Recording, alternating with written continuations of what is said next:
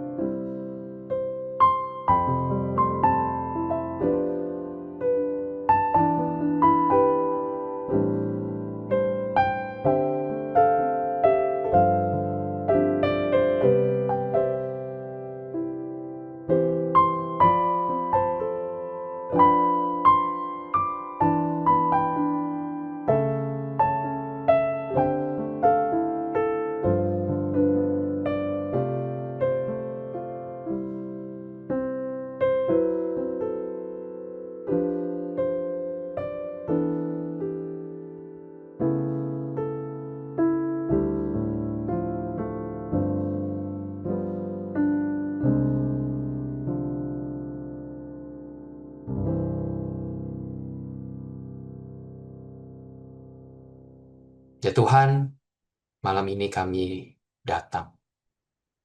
Di tengah-tengah segala kesibukan dan tugas, kami datang.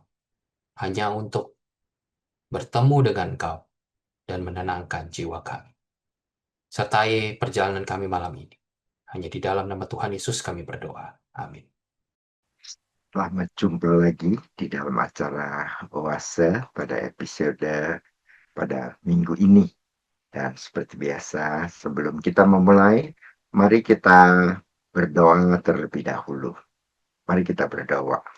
Bapa dalam surga, tidak satu pun hal yang kami dapat mengerti, bukan saja sekedar kami mengerti, tapi bagaimana kami dapat mendiami firman-Mu dengan kehidupan kami, hanya karena anugerah Tuhan semata.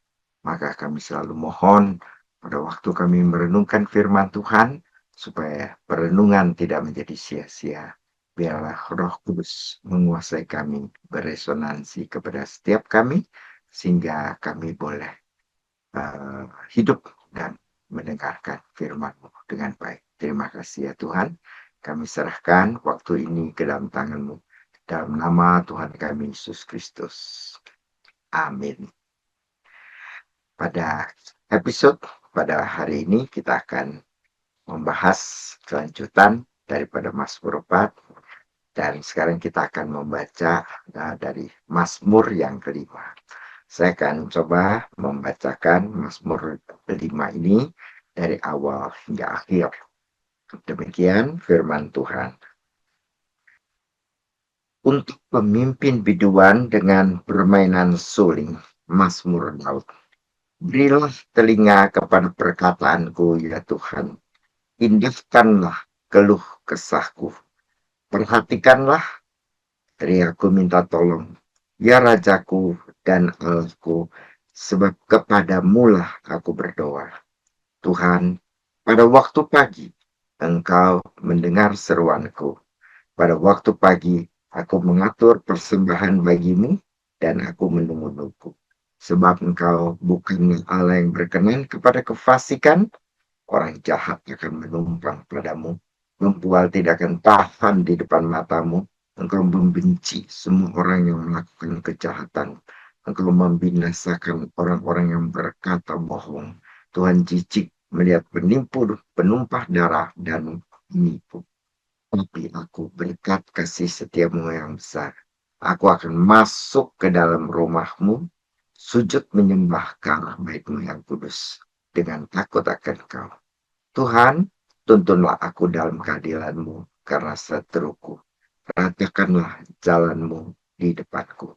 Sebab perkataan mereka tidak ada yang jujur. Batin mereka penuh kebusukan. Kerongkongan mereka seperti kubur terenganga. Lidah mereka merayu-rayu. Biarlah mereka menanggung kesalahan mereka, ya Allah. Biarlah mereka jatuh karena rancangannya sendiri. Buanglah mereka karena banyaknya pelanggaran mereka, sebab mereka memberontak terhadap Engkau. Tapi semua orang yang berlindung padamu akan bersuka cita.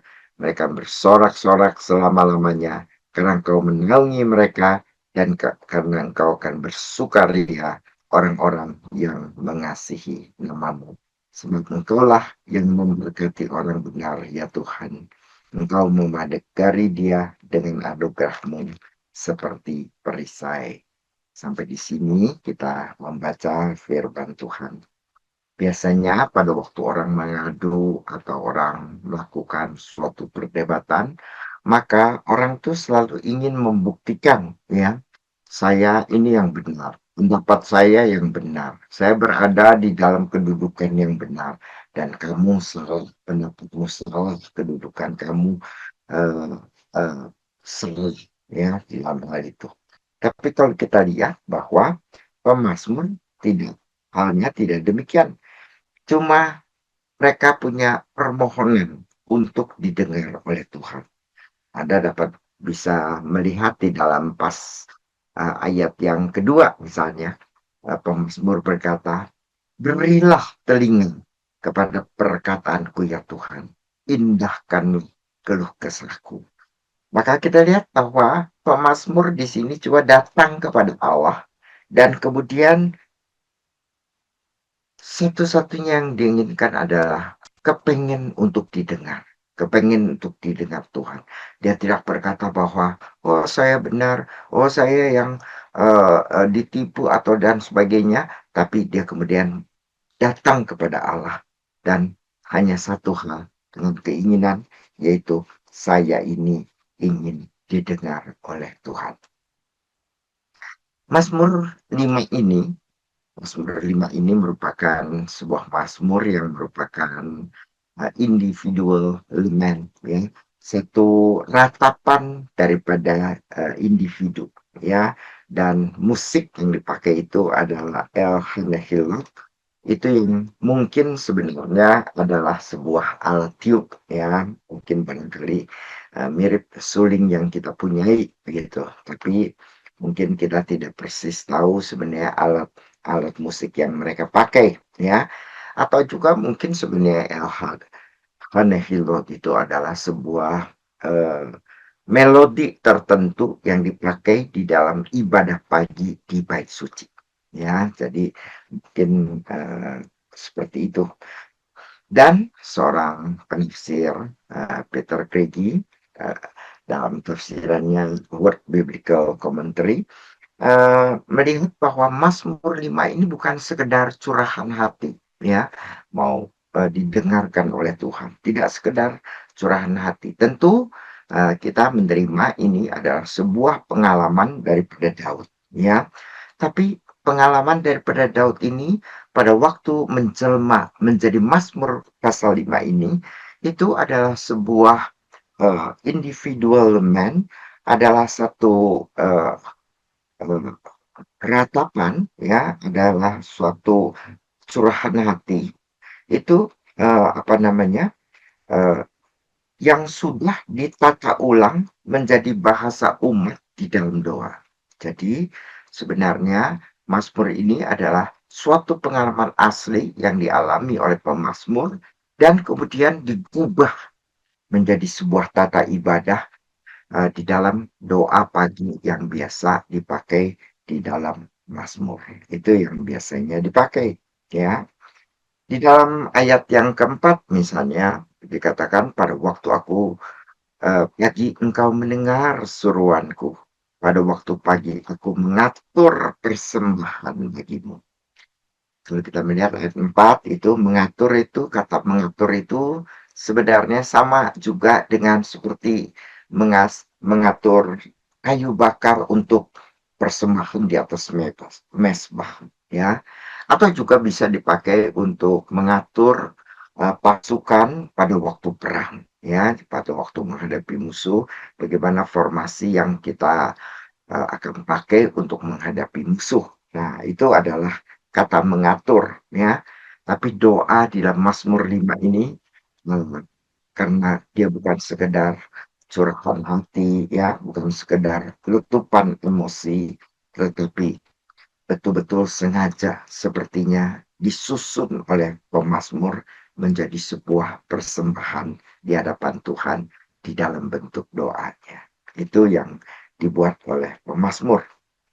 Kekudusan Allah justru dalam ayat 5 sampai dengan ayat 7, ya. Di situ pemazmur, mengemukakan Allah apa adanya, karakter daripada Allah. Mazmur 5 sampai 7, ya, ayat 5 sampai 7. "Engkau bukanlah Allah yang berkenan kepada kefasikan, orang jahat akan menumpang padamu." Dan seterusnya, ayat 6 dan ayat 7, ya. Kekudusan Allah inilah yang justru menjadi, satu poin di mana pemazmur itu berani untuk menghadap Allah, ya. Karena dia tahu karakter daripada Allah. Karena di dalam Allah tidak ada kejahatan, tidak ada, bahwa Allah itu bukan Allah yang tidak peduli dengan kejahatan. Kalau Allah adalah Allah yang cuma acuh terhadap kejahatan, maka doa Daud tidak berarti apa-apa. Meskipun dia mengadukan apa yang dialaminya, ya, oleh musuh-musuhnya yang merupakan penipu dan, sebagainya itu, pembual dan sebagainya. Nah, tetapi, eee, pemazmur mempunyai sebuah keyakinan akan Tuhan yang, eee, di dalamnya tidak pernah menumpang kejahatan, ya. Sebenarnya kejahatan tidak menumpang, dikatakan di dalam, Mazmur 5 ayat 5 ini, yang jahat akan menumpang padamu, itu merupakan satu, bahasa yang biasa dipakai, orang di gurun, ya. Yaitu kalau di gurun itu, misalnya mereka orang Baduy misalnya berkemah misalnya kan, tapi kalau di gurun itu tamu itu merupakan tamu yang jahat, mereka tidak akan diterima untuk menginap, ya. Sehingga ayat, 5 itu membayangkan, seperti itu. Jadi orang jahat tidak akan menumpang padamu, sebab Tuhan adalah Tuhan yang kudus. Tuhan bukan Allah yang berkenan kepada kefasikan, ya. Pembual tidak akan terfront di depan matamu. Engkau membenci semua orang yang melakukan kejahatan. Jadi kita lihat ketika Allah yang demikian pemazmur berani untuk datang, ya. Karena Allah itu di dalamnya tidak ada kejahatan, ya. Sehingga kalau kita bisa datang kepada Tuhan yang tidak mentolerir kejahatan, maka disitulah kepercayaan kita kepada Tuhan yang demikian. Nah, kemudian kita melihat di ayat 8 dan ayat 9. Sekarang pemazmur berganti lagi. Kalau tadi dia melihat karakter Allah yang tidak bisa eh, memegang kejahatan atau mengandung kejahatan, di dalam ayat 8 ayat sampai 9 ini dia tidak berkata, "Oh Tuhan, kalau aku nih baik, aku nih benar, aku nih menjaga kekudusan." Tidak, ya. Dia tidak membanggakan dirinya adalah orang yang benar, orang yang harusnya memang dikasihi oleh Tuhan karena dia adalah orang yang baik, orang yang benar. Tapi justru pemazmur mengatakan, "Aku berkat kasih setiamu yang besar, aku akan masuk ke dalam rumahmu dan sujud menyembah ke arah baitmu yang kudus." Jadi pemazmur tidak melihat dirinya benar, tidak melihat dirinya melakukan sesuatu yang baik di hadapan Tuhan, ya. Ada sesuatu sehingga Tuhan terpaksa untuk apa namanya, untuk melihat dia, bagaimana dia, begitu kan? Kelakuan daripada dia, dia orang yang baik, dia orang yang memperhatikan orang, dia tidak melakukan kejahatan, tidak, ya. Sebab pemazmur juga tidak memegahkan dirinya. Lalu dia katakan di hadapan Tuhan, "Tapi aku Tuhan, aku tuh berkat kasih setiamu yang besar, berkat kasih setia Tuhan yang besar, aku akan masuk ke dalam rumah." Jadi bukan karena dirinya yang hebat, dirinya yang baik, dirinya yang benar, tapi karena kasih setia Tuhan. Karena kasih setia Tuhan, aku akan masuk ke dalam rumahmu dan aku sujud menyembah. Sehingga seharusnya seperti Daud juga, ini adalah sebuah doa yang dikatakan, waktu pagi aku menyusun persembahanku.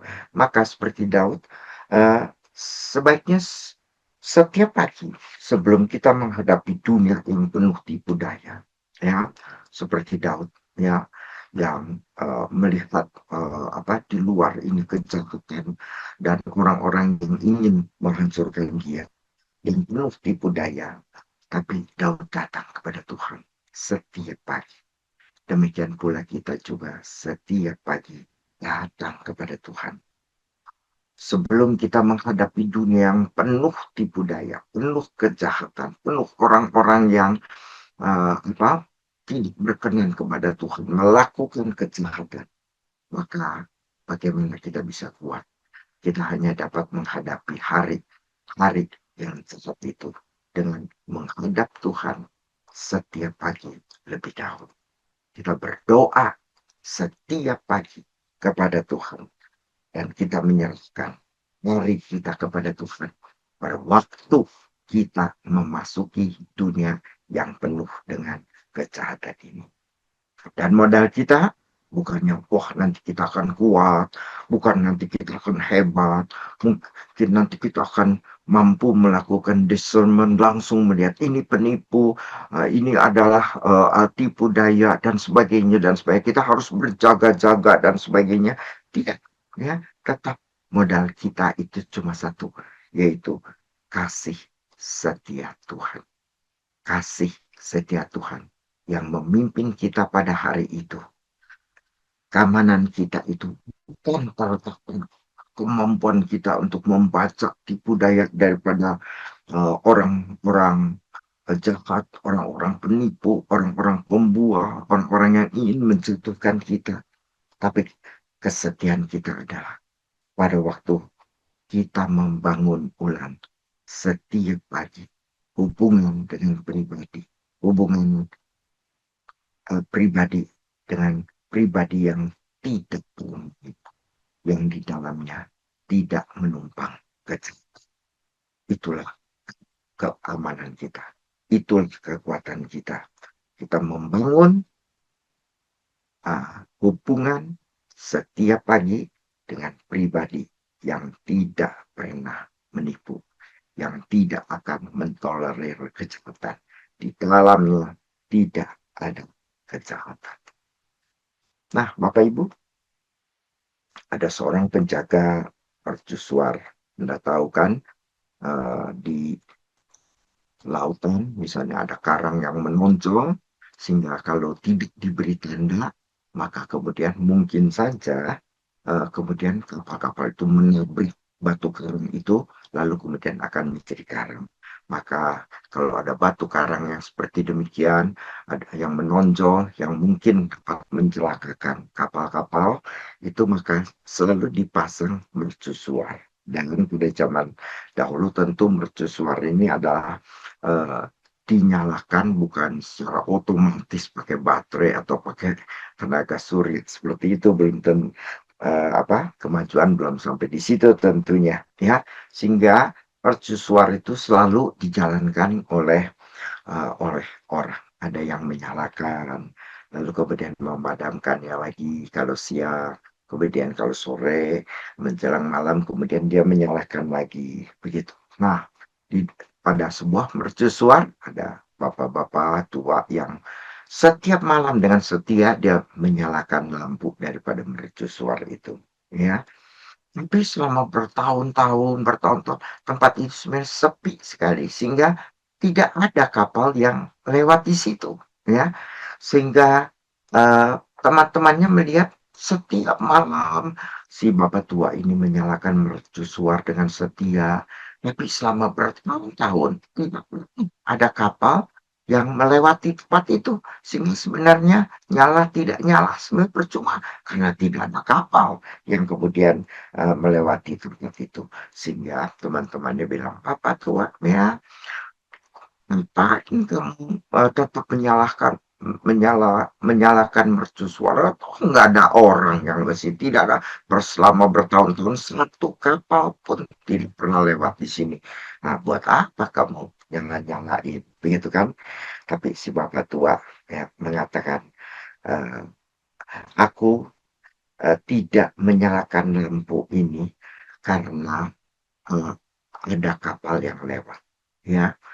Jadi kalau ada kapal yang lewat baru kita nyalakan seperti demikian. Tapi aku menyalakan lampu ini adalah karena aku tidak tahu kapan kapal akan datang." Ya, boleh benar, selama bertahun-tahun tidak pernah yang lewat di situ, tapi selama bertahun-tahun itu, begitu kan, tahu-tahu ada satu hari, ada kapal yang datang dan saya tidak tahu, dan kapal itu mengalami kecelakaan karena kelalaian saya. Apakah saya akan membiarkan itu? Dan saya jadinya memang tidak menyalakan lampu mercusuar karena ada kapal yang datang, tapi karena saya tidak tahu kapan kapal itu akan datang, maka saya akan setiap hari terus menyalakan lampu mercusuar itu. Dan setelah bertahun-tahun kembali berlalu, ada sebuah kapal, mesinnya mati, radionya mati, rusak, terkatung-katung, ya. Tapi kemudian dari kejauhan dia melihat ada satu lampu dari mercusuar, ya. Dan kemudian kapal itu eh, dikayuh sampai ke lampu mercusuar itu, dan mereka terselamatkan karena di mercusuar itu mereka bisa eh, eh, berhenti, dan kemudian radio daripada lampu di mercusuar itu kemudian uh, bisa kontak dengan daratan untuk memberikan pertolongan pada kapal itu, sehingga kapal itu kemudian terselamatkan karena lampu mercusuar itu. Mereka menuju ke situ, mereka mendapat pertolongan dan mereka terselamatkan karena lampu mercusuar itu. Nah, Bapak Ibu, begitu pula pada waktu kita membaca Mazmur 5, kita berdoa setiap pagi kepada Tuhan, ya. Bukan karena kita tahu ada badai kehidupan, tapi justru karena kita tidak tahu kapan badai kehidupan akan datang. Dan kita tidak akan lewatkan satu hari pun di mana kita meninggalkan kasih setia Tuhan. Setiap pagi kita mengingatkan diri kita bahwa kita mengandalkan hari kita semata-mata hanya kepada kasih setia Tuhan. Dan kita tidak akan melupakan kasih setia Tuhan. Mari kita berdoa.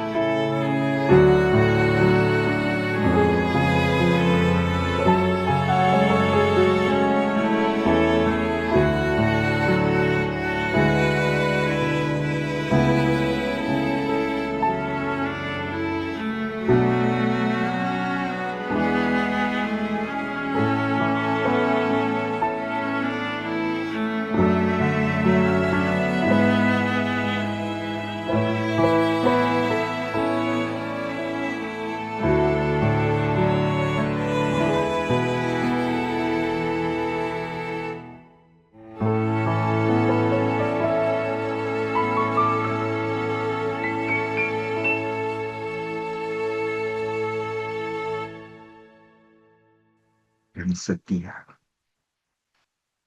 yang kasih setianya tidak berkesudahan. Biarlah setiap pagi kami boleh menyusun ucapan syukur kami kepadamu, keamanan kami ke dalam tangan, dan menyerahkan hari, setiap hari pada waktu pagi, ke dalam kasih setia Tuhan. Tolong setiap kami ya Tuhan, sehingga kami boleh melakukan hal itu sebagai disiplin kami di dalam hubungan pribadi dengan Tuhan yang padamu tidak akan menumpang kejahatan. Terima kasih ya Tuhan, kami serahkan semuanya ini dalam nama Tuhan kami, Yesus Kristus. Amin. Bapak Ibu, pelayanan Oase adalah pelayanan mingguan. Silakan mengikuti Oase melalui YouTube. Bapak Ibu bisa subscribe YouTube channel SMC untuk mendapatkan reminder setiap minggu malam. Demikian pelayanan Oase pada malam ini. Mari kita mengenal Allah lebih dekat hari ini dibandingkan hari kemarin. Tuhan Yesus memberkati. The Lord bless you and keep you. Make His face shine upon you and be gracious to you. The Lord turn His face toward you and give you peace.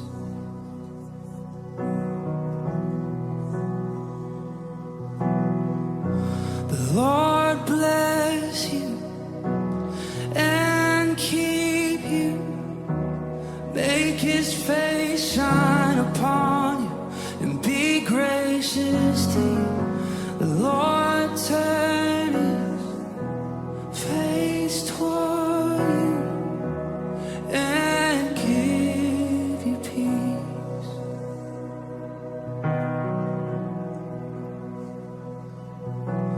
Amen.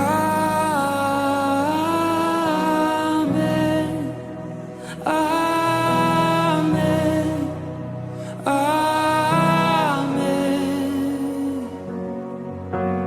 Amen. Amen. Amen.